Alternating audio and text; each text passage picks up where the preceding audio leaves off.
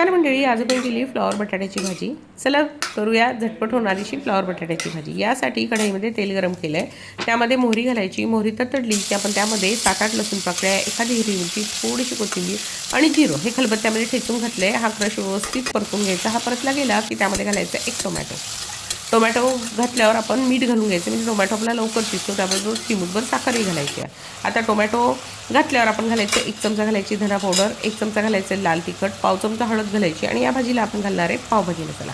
कोबी किंवा फ्लॉवर या दोन्ही भाज्यांना पावभाजी मसाला घातला की चव छान येते। आता हे व्यवस्थित परतून घेऊया जोपर्यंत आपला टोमॅटो छानपैकी लाल होत नाही। आता टोमॅटो छान लाल झाल्यावर आपण त्यामध्ये घालून घेतला आहे पावभाजी मसाला। मसाले छान परतले गेले की आपण त्यामध्ये घालून घ्यायचे फ्लॉवरचे तुरे।